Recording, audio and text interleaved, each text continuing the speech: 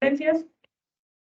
Como una pequeña introducción, pues recordemos que el traumatismo abdominal es una de las principales causas de muerte en el mundo en personas jóvenes, principalmente por accidentes de tránsito, aunque también en nuestro medio son muy comunes las heridas por arma de fuego o heridas por arma punzocortantes.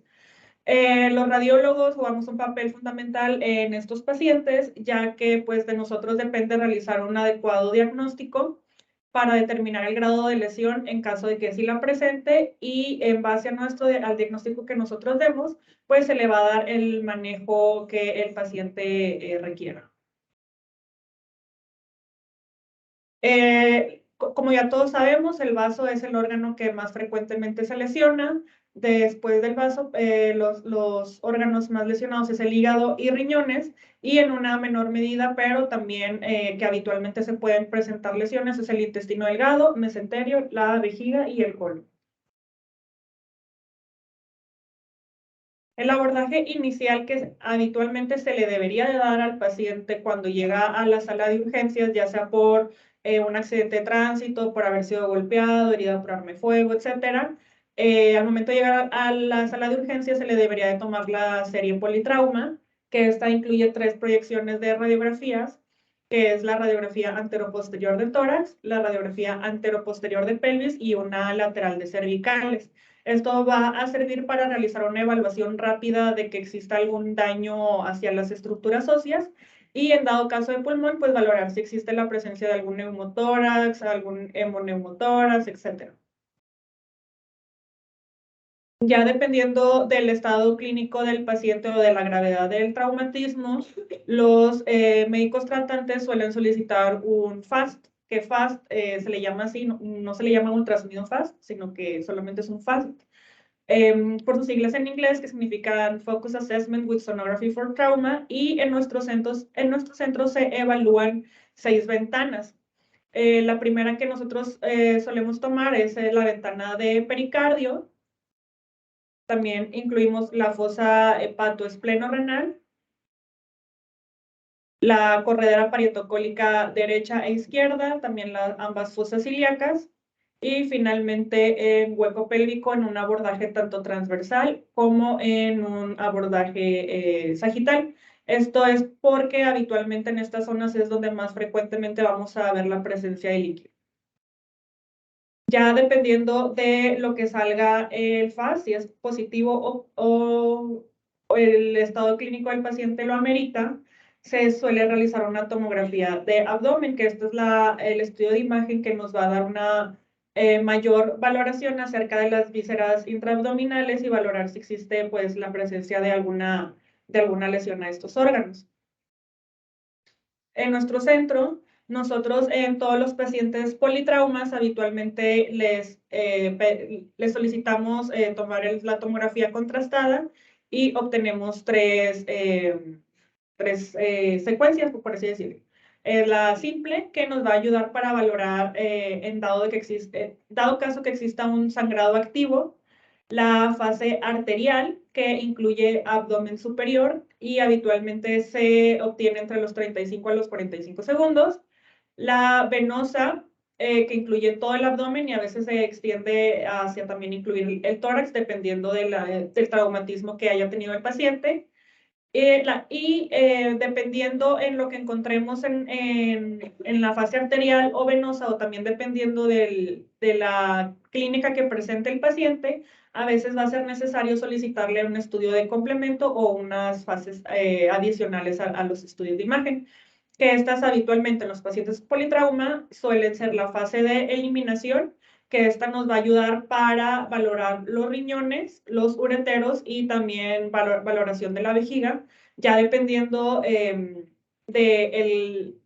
grado de lesión o como lo vea el radiólogo, pues se le suele pedir ya sea a los 7, a los 10 o a los 15 minutos, ya dependiendo de cada paciente.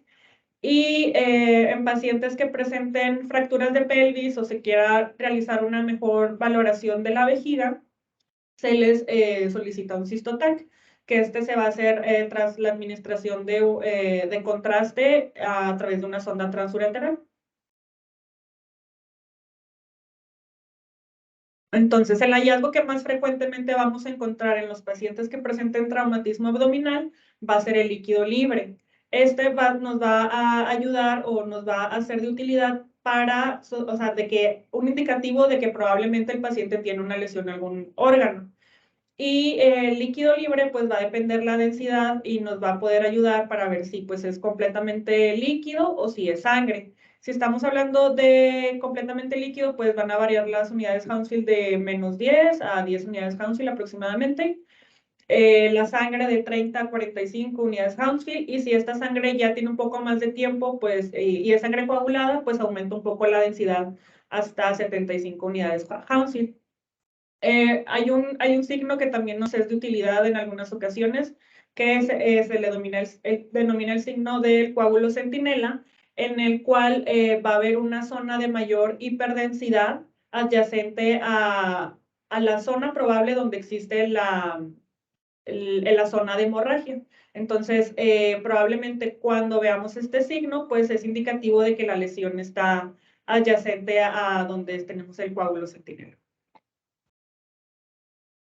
Ahora sí, hablando de cada uno de los traumas a las vísceras, comencemos con el traumatismo hacia el vaso. Recordemos que es el órgano más frecuentemente lesionado. Grado 1, vamos a hablar de una lesión cuando el vaso presenta una laceración que es menor de 1 centímetro en profundidad, o cuando tenemos un hematoma subcapsular que abarca menos del 10% de la superficie del área del vaso.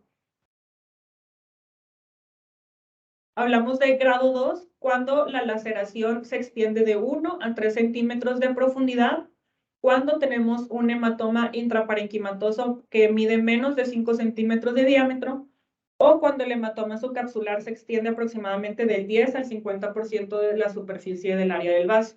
En esta imagen estamos viendo un ejemplo de una laceración grado 2.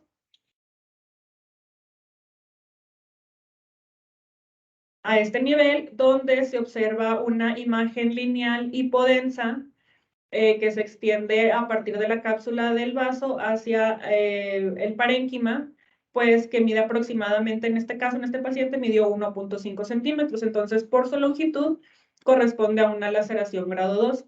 En este caso, este paciente se acompañaba también de líquido periesplénico. Una lesión grado 3 va a corresponder a una laceración que mide más de 3 centímetros o un hematoma intraparenquimatoso que mide en su diámetro mayor más de 5 centímetros, o cuando el hematoma subcapsular se extiende más del 50% de la superficie del área. En este caso, observamos un ejemplo de una laceración grado 3, donde hacia esta zona observamos una laceración que mide aproximadamente 4.5 centímetros, y en el polo inferior observamos un hematoma intraparenquimatoso de 6 centímetros. Entonces, por las medidas de ambas lesiones, pues corresponde a un grado 3. Y este es otro ejemplo de otro paciente, pero con un hematoma subcapsular, el cual está adyacente pues, a la cápsula, o sea, está subcapsular y se extiende más del 50% del área del vaso, que este también es otro ejemplo de una laceración grado 3.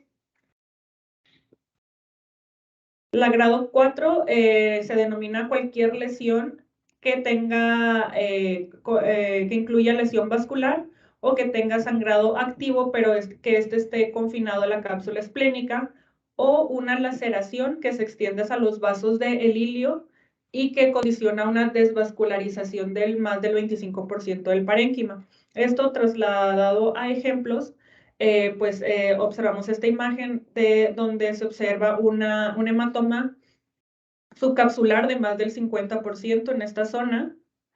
Además, que observando a este nivel una zona hipodensa de aproximadamente el 30%, que esta corresponde a una zona de infarto debido a una laceración de los vasos. Entonces, por la zona de infarto corresponde a una lesión grado 4.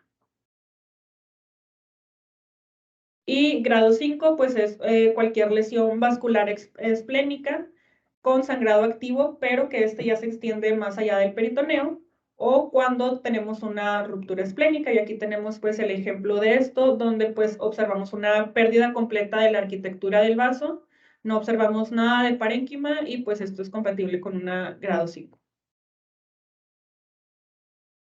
Importante mencionar, sobre todo para los nuevos residentes, que hay una variante anatómica que son las denominadas hendiduras esplénicas, que estas pueden llegar a ser confundidas con laceraciones, pero pues las hendiduras esplénicas son variantes anatómicas normales que presenta el vaso. Y estas pues habitualmente se van a presentar como también imágenes lineales, pero acuérdense que siempre hay que tomar en cuenta el antecedente del paciente y estas más bien no están relacionadas con líquido periesplénico. Y aquí observamos dos ejemplos de hendiduras esplénicas, ¿no? Para que tengan cuidado. Hablando sobre el trauma hepático, el grado 1 corresponde a una laceración que es menor de 1 centímetro de profundidad o un hematoma subcapsular que corresponde a menos del 10% del área de la superficie del hígado. En este ejemplo, hacia el segmento 7 hepático, observamos una pequeña zona hipodensa muy pequeña que mide menos de 1 centímetro, la cual es compatible con una lesión grado 1. Una lesión grado 3 corresponde a una laceración que se extiende hasta 3 centímetros de profundidad y menos de 10 centímetros de longitud, o un hematoma intraparenquimatoso que mide menos de 10 centímetros de diámetro, o un hematoma subcapsular que se extiende del 10 al 50% de superficie del área del hígado. En este ejemplo observamos pues en el segmento 6 igual una imagen lineal hipodensa que mide aproximadamente 2 centímetros, que es compatible por su medida con una lesión grado 3. Y pues también vemos abundante o moderado líquido en fosa hepatoespleno-renal, pues asociado a la laceración hepática. Y este es otro ejemplo de una lesión grado 2, en donde observamos un hematoma subcapsular hacia el lóbulo hepático derecho, que se extiende aproximadamente 30% de la superficie del hígado. También otro ejemplo de una lesión grado 2. Una grado 3 va a corresponder a una laceración que se extiende más de 3 centímetros de profundidad, un hematoma intraparenquimatoso que mide más de 10 centímetros de diámetro, un hematoma subcapsular que mide más de 50% de la superficie del área, o una lesión vascular que presente sangrado activo, pero que esté confinado en el parénquima hepático. Y esta imagen corresponde a un ejemplo de grado 3, en donde observamos un hematoma intraparenquimatoso que mide menos de 10 centímetros, en este caso, en este paciente medía 8 centímetros, pero observamos asociado una lesión hiperdensa, también intraparenquimatosa, y por la presencia de este sangrado activo corresponde a una lesión grado 3. Una grado 4 corresponde a una disrupción parenquimatosa que involucra del 25 al 75% de un lóbulo, o también se le denomina a una lesión vascular que presente sangrado activo, pero que ya se extiende fuera del parénquima hepático hacia el peritoneo. Y pues esta corresponde a una tomografía de un paciente que presentaba una laceración de aproximadamente 8 centímetros, pero que esta ya condiciona una disrupción del parénquima hepático entre los segmentos. Entonces, pues, por la definición que ya condiciona una disrupción, corresponde a un grado 4. La grado 5 también va a corresponder a una disrupción parenquimatosa, pero que se extiende hasta más del 75% de un lóbulo, o una lesión vascular, pero una lesión vascular que esté ya condicionando lesión de la vena cava inferior o de las venas suprahepáticas. En este ejemplo observamos un gran hematoma intraparenquimatoso asociado a múltiples laceraciones que involucran más del 75% de todo el parénquima hepático, por lo tanto corresponde a un grado 5. Y este es otro ejemplo de también una laceración hepática la cual se extiende hacia la vena cava inferior del lado izquierdo. Por lo tanto, si ya involucra, en este caso, las venas suprahepáticas, pues ya corresponde a una lesión grado 5. El trauma renal, el grado 1 va a corresponder a simplemente un hematoma subcapsular o una contusión intraparenquimatosa, pero que no tenga una laceración. En este caso tenemos este ejemplo de un paciente con antecedente de trauma abdominal que en el riñón derecho observamos un hematoma subcapsular sin evidencia de alguna otra lesión en el parénquima hepático. Por lo tanto, esto corresponde o fue clasificado como una lesión grado 1. La grado 2 corresponde a un hematoma perirrenal, pero que está confinado solamente a la fascia de Gerota, o cuando ya tenemos la presencia de una laceración, pero que esta va a medir menos de 1 centímetro de extensión.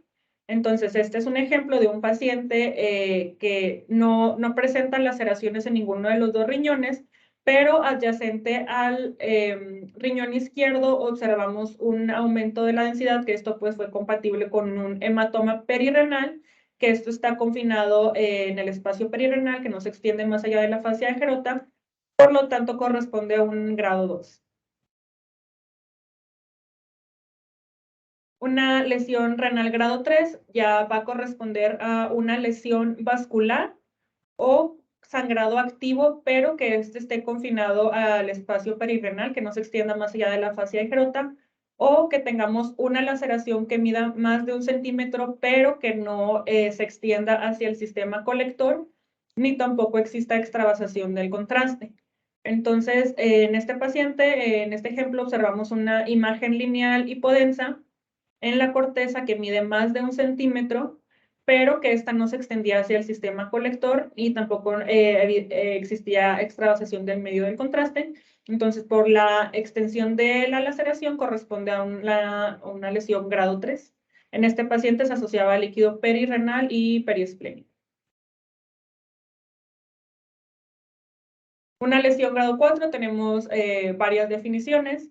Corresponde a una laceración que se extiende o que ya involucra el sistema colector y que esta condiciona extravasación urinaria. O también a una laceración de la pelvis renal o que ya exista una disrupción ureteropiélica. También se denomina una lesión grado 4 a una lesión parcial de la vena o de la arteria renal, o una lesión que ya presente sangrado activo que se extienda más allá de la fascia de Gerota hacia el retroperitoneo o hacia el peritoneo, o también infartos renales que sean secundarios a trombosis sin presencia de sangrado activo.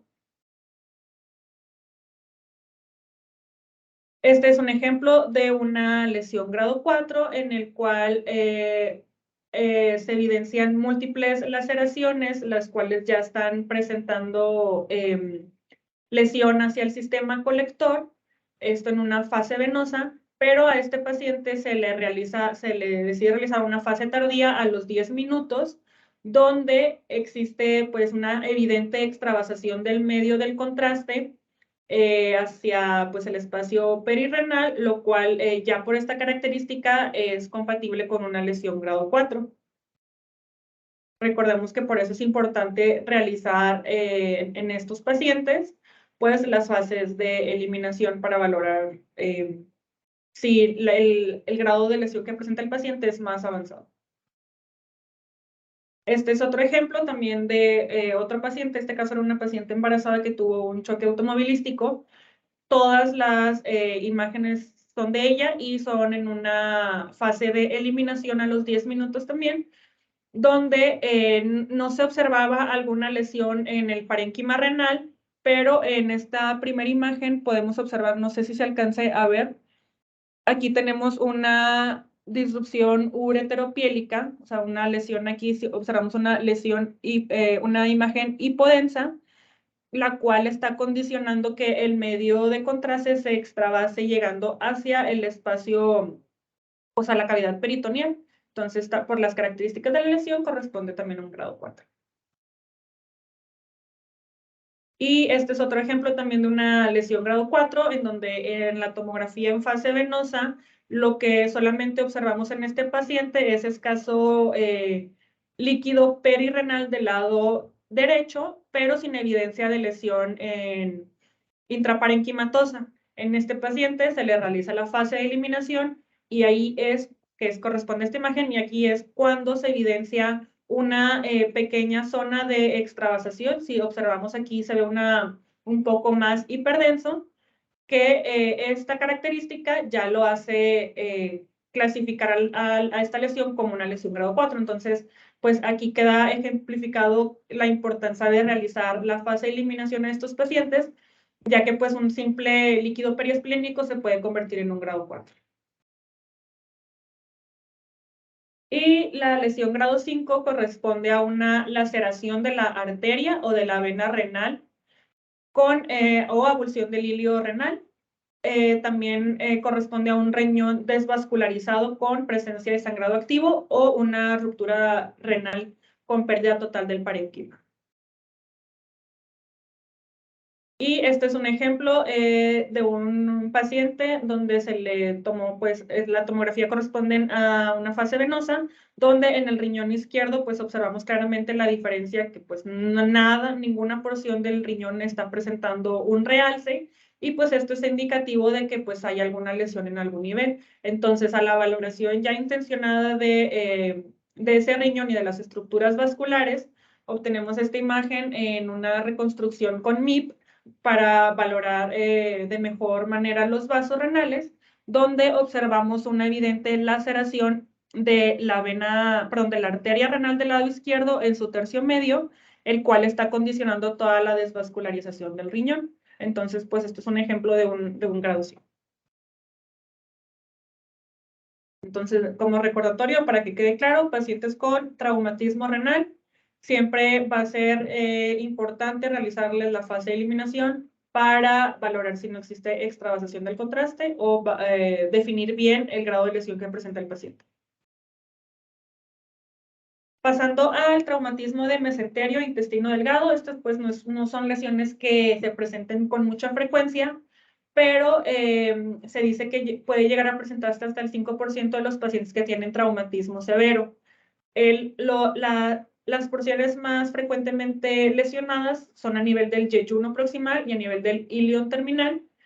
Y habitualmente pues va a ser un poco difícil realizar el diagnóstico, pero porque habitualmente son como muy pequeños los signos o los hallazgos que nos van a dar, pero existen diferentes características o diferentes signos por la tomografía que nos pueden llevar a realizar el diagnóstico de una lesión en mesenterio o intestino delgado. Estos incluyen observar una discontinuidad de la pared franca, hablando sobre todo de intestino delgado o inclusive del colon, que exista extravasación del medio del contraste, pues que esto nos quiere decir que pues también hay una discontinuidad de la pared que está permitiendo el paso del contraste hacia la cavidad peritoneal, que exista neumoperitoneo, un hematoma adyacente a la pared del intestino o un hematoma en el mesenterio, que observemos engrosamiento focal de la pared del intestino o un realce anormal de este mismo. Y también podemos observar aumento de la densidad del mesenterio o líquido libre. Las que más frecuentemente vamos a ver cuando exista traumatismo a estas zonas, pues van a ser las marcadas en verde, que son el aumento de la densidad del mesenterio y el líquido libre, y las que menos frecuentemente observamos es la discontinuidad de la pared y la extravasión del medio de contraste. Pero estas pues son las que tienen mayor especificidad de que pues existe una lesión a este nivel. Y este es un ejemplo de un paciente que presentaba un traumatismo en el mesenterio. El paciente tuvo antecedente de trauma abdominal y todas las vísceras se encontraban sin lesiones. El único hallazgo que presentaba el paciente era un aumento en la densidad de la grasa mesentérica que observamos a este nivel. Y asociado a esto, a nivel de hueco pélvico, observábamos moderado líquido libre. Entonces, en este caso, pues corresponde a un traumatismo en mesenterio. Este es ejemplo de otro paciente en el que tuvo un accidente en moto, en el que se observa, bueno, las 4 imágenes corresponden al mismo paciente. En la primera solamente observamos escaso líquido en ambas correderas, tanto derecha como izquierda. En la segunda imagen observamos un aumento de la densidad focal del mesenterio con una imagen ovoidea a este nivel, adyacente al psoas del lado izquierdo.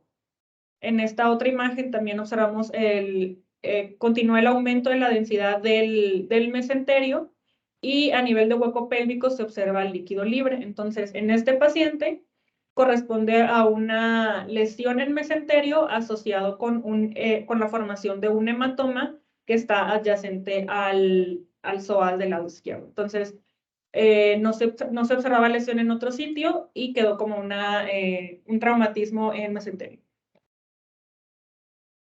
Y este es otro ejemplo de un paciente que también tuvo antecedente de traumatismo abdominal. En este paciente pues, es muy clara la presencia de neumoperitoneo. Y cuando tenemos neumoperitoneo, recordemos que es importante revisar todas las paredes, tanto del intestino delgado como del colon, para poder llegar a identificar la zona donde existe la disrupción de la pared. En este caso, en este paciente se observaba la lesión en colon transverso.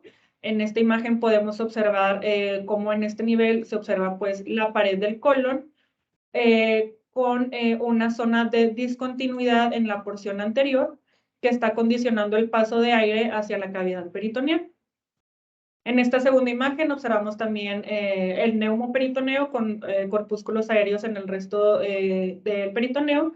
Y pues en las 3 imágenes observamos la presencia de líquido libre. Entonces, en este paciente queda como un traumatismo en colon transverso.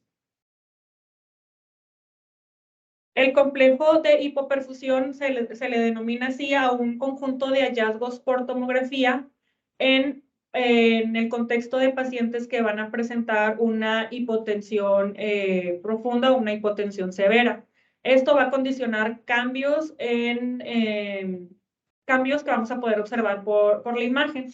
Y pues esto incluye el colapso de la vena cava inferior, que cuando mide menos de 9 milímetros, el aplanamiento de las venas renales, la disminución del calibre de la aorta, el engrosamiento y realce de la pared del intestino, el aumento en el realce de los riñones, la disminución en el realce del vaso y aumento en el tamaño del páncreas asociado a edema peripancreático.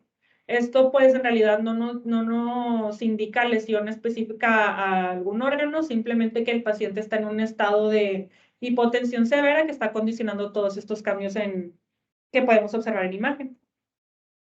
Y pues este es un ejemplo de un paciente con complejo de hipoperfusión, donde evidentemente observamos abundante líquido libre en toda la cavidad peritoneal, con un engrosamiento de las paredes del intestino delgado, presentando también realce del mismo. También observamos aplanamiento de los vasos renales, una disminución del calibre de los vasos renales, y también aquí observamos cómo la vena cava inferior se encuentra muy comprimida, pero pues esto es secundario al estado que está presentando el paciente de una hipotensión severa. Hablando sobre el traumatismo de páncreas, es una lesión que habitualmente va a estar, o sea, va a presentar asociada también a otras lesiones, principalmente del lóbulo hepático izquierdo, del vaso o del duodeno. Y el mecanismo por el cual se presenta una lesión en páncreas va a ser pues un golpe en la parte superior del abdomen. El diagnóstico por imagen va a ser un poco complicado, ya que pues el páncreas no siempre va a mostrar cambios y puede llegar a presentarse normal, pero cuando en el contexto de un paciente que tiene trauma abdominal en el que no se encuentre alguna lesión, pero el paciente persista o desarrolle sintomatología 24 a 48 horas después del traumatismo y el paciente refiera dolor a nivel del epigastrio, pues es importante o está indicado repetirle el estudio de tomografía para valorar si ya existe algún cambio, sobre todo hablando del páncreas. Los sitios en donde se observan más frecuentemente las lesiones a nivel del páncreas es a nivel del cuello y el cuerpo, y los signos que vamos a poder observar por tomografía más frecuentemente son líquido peripancreático, que pues nos indica que algo está ocurriendo ahí en el páncreas, con engrosamiento de la fascia renal anterior, esto pues por inflamación, por así decirlo, por contigüidad. En los pacientes que presenten traumatismo pancreático, siempre va a ser importante valorar si la lesión que nosotros estamos observando se está extendiendo y está presentando involucro o hacia el conducto pancreático.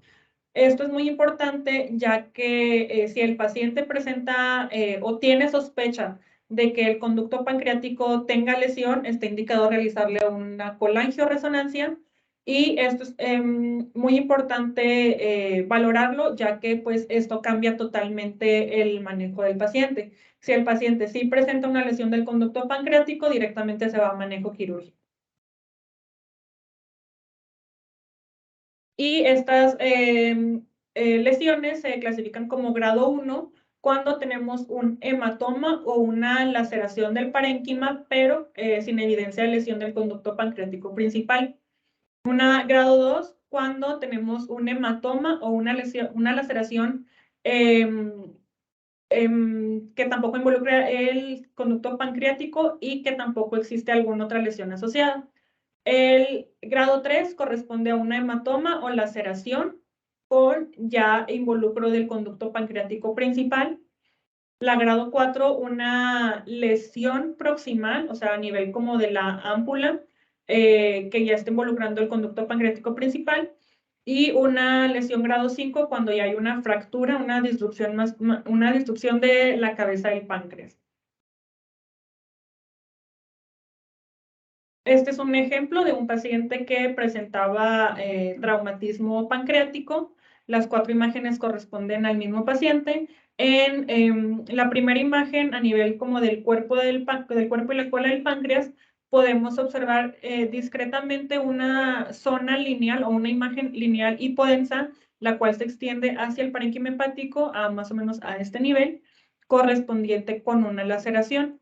En este mismo paciente, en imágenes un poco más inferiores, hacia la cabeza del páncreas, observamos una completa disrupción pancreática a nivel del cuello, el cual está separando el páncreas en 2 segmentos.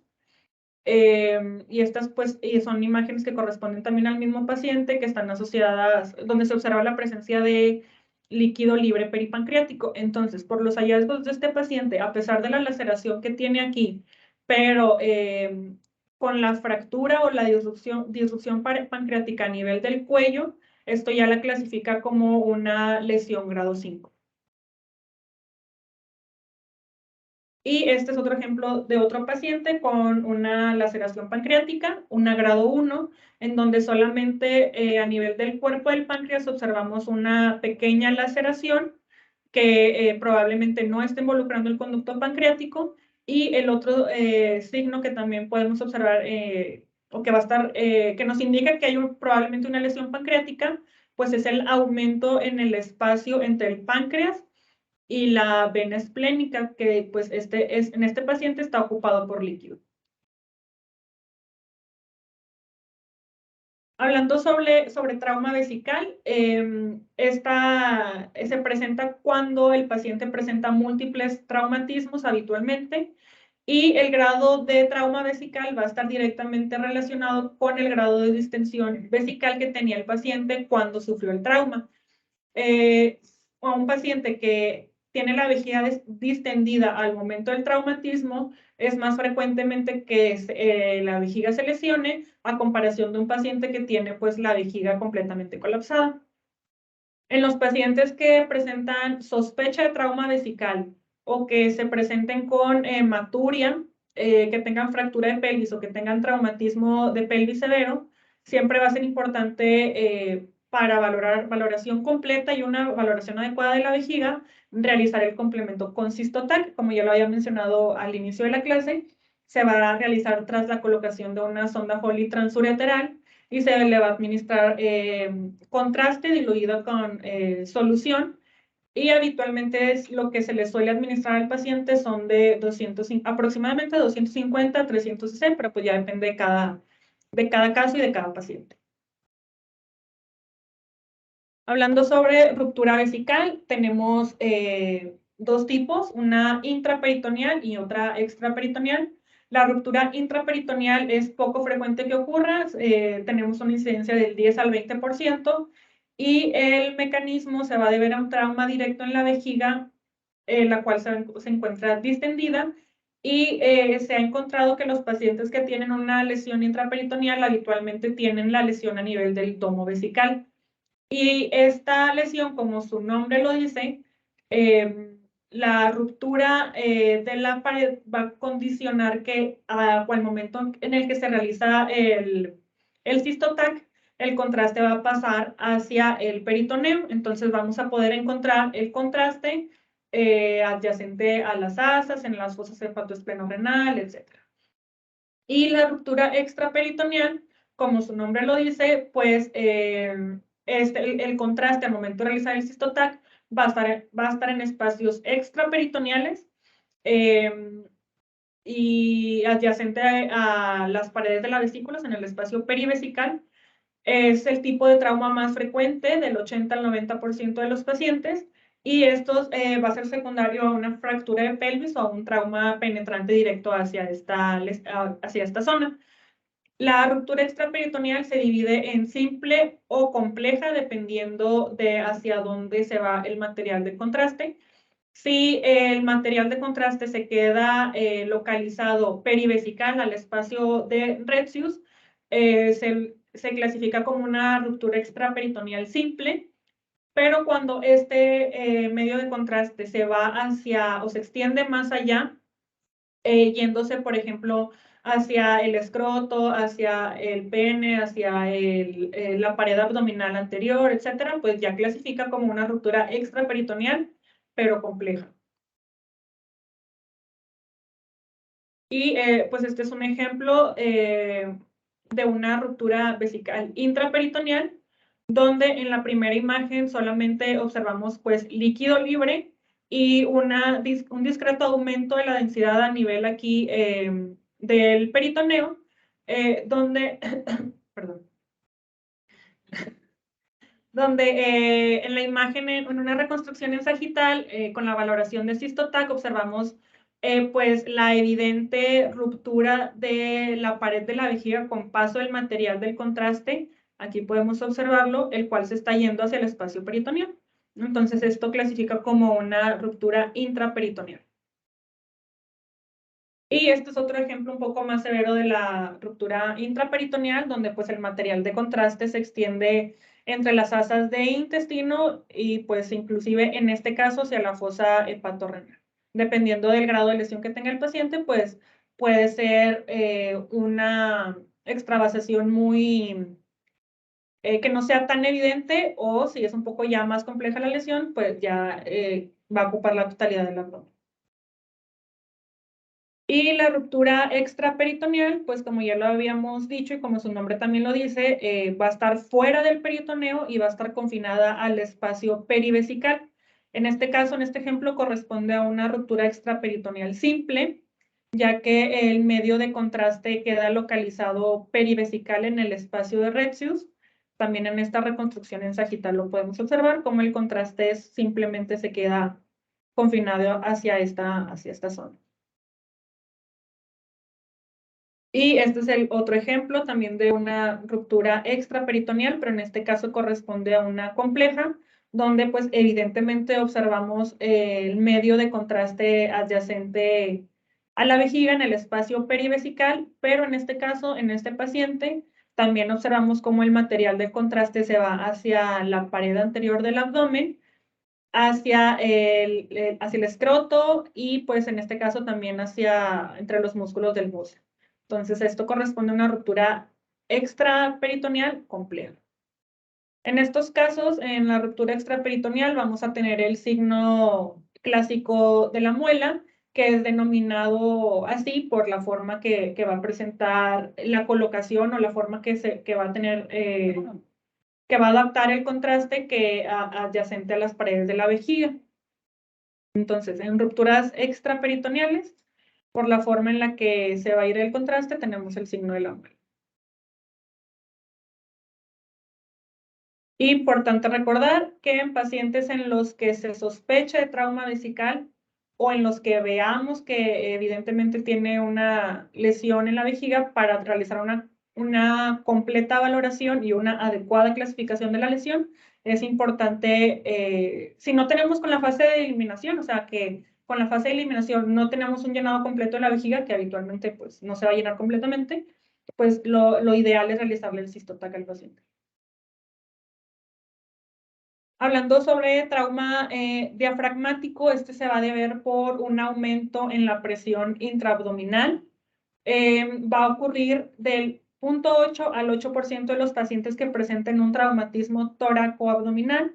Y al inicio va a ser un diagnóstico, o es un diagnóstico poco usual o poco frecuente, ya que no es un trauma que suele condicionar mucha sintomatología. O también porque los pacientes que presentan trauma diafragmático habitualmente presentan otras lesiones en otras zonas del abdomen que, pues obviamente son más evidentes que a lo mejor una mínima ruptura del diafragma. Pero pues siempre es importante valorar el diafragma en estos pacientes, porque a lo mejor probablemente van a desarrollar síntomas respiratorios y es importante, ya que los pacientes que sí presentan trauma diafragmático siempre van a necesitar un tratamiento quirúrgico. El hemidiafragma que más se lesiona va a ser el izquierdo y, como ya mencioné, habitualmente van a tener lesiones en otros sitios del abdomen. Hay algunos signos que nos ayudan a hacer un diagnóstico de trauma diafragmático. Siempre es importante valorar completamente el diafragma y valorar si no existe alguno de estos signos que nos haga sospechar que el paciente tiene un trauma diafragmático. Entre estos signos se encuentran el defecto diafragmático segmentario, que como su nombre lo dice, pues va a ser observar directamente el defecto en el diafragma, el signo del diafragma ausente, que es muy parecido al que acabo de mencionar, el signo del diafragma colgante, que este va a ser condicionado por la zona libre del diafragma que queda, pues ya no va a haber algo que le esté condicionando como la tracción, este va a quedar como que colgando y va a estar asociado a engrosamiento también de esta zona. También vamos a poder encontrar herniación del contenido abdominal hacia la cavidad torácica. Esto obviamente va a depender del grado de lesión que tenga el paciente. Si es pues muy severa, pues va a estar el hígado, el vaso, colon, etcétera. O inclusive en defectos más pequeños solamente podemos observar herniación de grasita. También vamos a encontrar el signo del collar o del reloj de arena, que este pues va a corresponder a una constricción de la estructura que está herniada, exactamente donde está ocurriendo el defecto. El signo de la joroba también es por una herniación, pero se le denomina así a la herniación del parénquima hepático. El signo de la víscera dependiente, que esto, como su nombre lo dice, las vísceras que estén herniadas hacia la cavidad torácica se van a seguir hacia la porción más posterior, o sea, hacia la porción más dependiente del tórax. Y también en estos pacientes podemos encontrar neumotórax, neumoperitoneo, hemotórax o hemoperitoneo, dependiendo pues del grado de lesión que tenga el paciente. Y estos son algunos ejemplos de los signos que acabo de mencionar. Este es el signo de la víscera dependiente, donde les comenté que las estructuras herniadas se van a ir hacia la porción más posterior del tórax. En este caso, en el lado o en el hemitórax del lado izquierdo, observamos pues herniación del contenido gástrico, el cual se está yendo hacia la porción más posterior del tórax. El signo del collar de perlas, que también se denomina signo del reloj de arena por la forma que hace, donde la estructura herniada, aquí vemos el defecto del diafragma, el cual está condicionando herniación de los órganos intraabdominales, y por esta constricción se le denomina signo del collar de perlas. El signo de la joroba, que corresponde a herniación del hígado. El signo del diafragma ausente, que es literal observar pues la pérdida del contorno del diafragma. y el signo del diafragma colgante, que corresponde al borde libre que queda del diafragma, que va a ser aquí como una curvita, lo observamos aquí, con engrosamiento de este mismo sitio. Ya como conclusiones de la clase, recordemos que en estos pacientes que presenten antecedente de traumatismo abdominal, pues siempre va a ser, para hacer un diagnóstico completo, pues va a ser necesario realizarles la tomografía, siempre haciendo una revisión sistemática de cada órgano. Esto pues en general aplica para todos los pacientes, para cada estudio de imagen que revisemos, pero esto es importante para evitar que se nos pasen lesiones, porque a veces van a ser muy pequeñas o muy discretas, que no son tan evidentes o que no están condicionando un gran clínica en el paciente, pero pues es importante realizar el diagnóstico, aunque a lo mejor la lesión sea un grado 1. También siempre tener en cuenta realizar las fases adicionales que va a necesitar el paciente, por ejemplo, en un traumatismo renal o en un traumatismo vesical. Y importante siempre identificar todas las lesiones, porque el diagnóstico que nosotros demos por tomografía va a ser la clasificación de la lesión que se le va a dar al paciente, y de eso va a depender el manejo y el tratamiento que se le va a dar al paciente. Recordemos que algunas lesiones van a solamente necesitar tratamiento conservador, pero otras ya requieren tratamiento quirúrgico. Entonces, del manejo que se le dé al paciente va a depender, depende del diagnóstico que nosotros demos. Y ya como para finalizar, sobre todo para los nuevos residentes que van entrando, pues obviamente son muchas clasificaciones, son muchos órganos, entonces pues a lo mejor va a ser imposible que se aprendan todos, pero con una búsqueda en Google, lo pueden en algún buscador, pueden poner AST Injury Scoring Scale, y la primera que les salga, pues le dan clic y les va a llevar a la página de la AST, donde les van a salir pues todas las vísceras, inclusive pues más de las que vimos aquí. Ya nada más le dan clic a la que les interese y les arroja la tablita con cada una de las clasificaciones, para que no batallen y para que tengan que hagan la clasificación correcta. Eso sería todo de mi parte. No sé si tengan alguna duda, algún comentario. Muchas gracias, doctor. En relación a las lesiones renales grado 4 y grado 5, no todas ellas requieren procedimiento quirúrgico de nefrectomía. Si tenemos una lesión del sistema colector, como la que presentó la doctora, de una urinoma ahí por el músculo psoas, se puede tratar con una nefrostomía, con un doble J y soluciona el problema.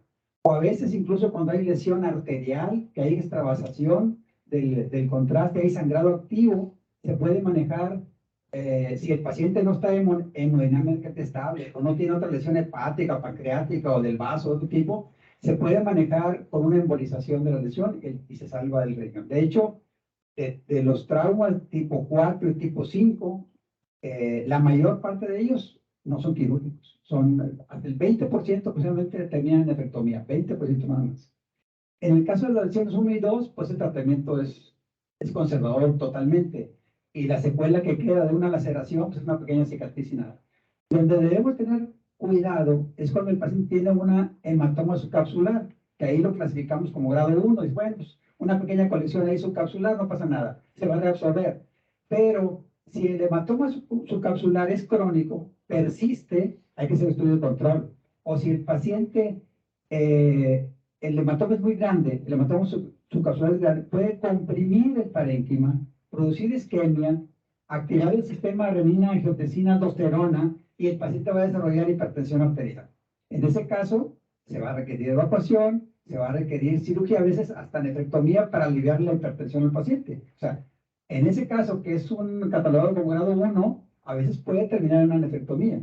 A eso se llama, en la literatura americana le llaman page kidney, page por el nombre de la persona que hizo la descripción. Pero hay que tener mucho cuidado cuando hay un hematoma subcapsular grande, hacerle un seguimiento y ver que el paciente no desarrolle hipertensión arterial.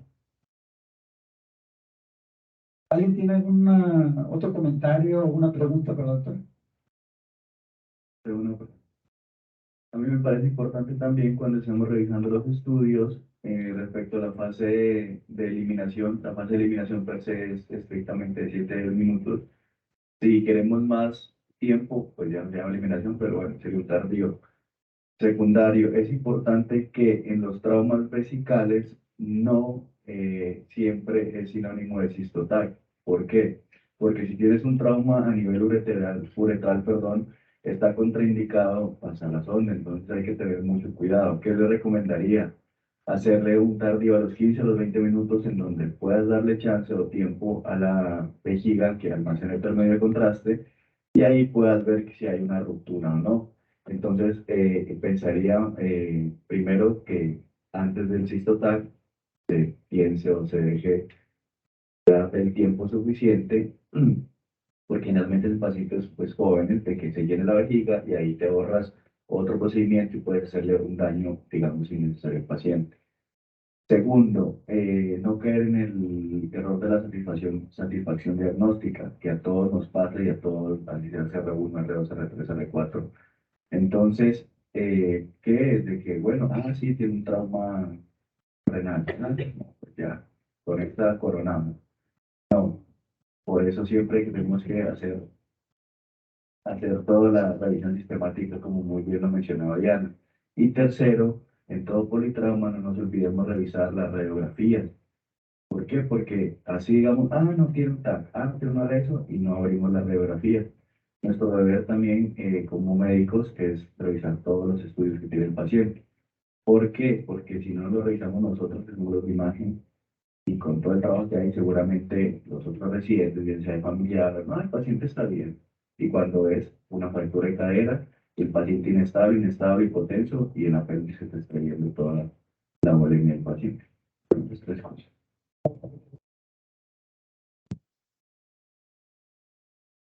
También que no se les pase checar las estructuras vasculares en un contexto de un paciente traumatizado, si tiene derrame pericárdico, tiene dilatación de la vena cava inferior, en las suprahepáticas y tiene reflujo de medio de contraste en la fase arterial, estamos ante una posibilidad de un tamponamiento cardíaco.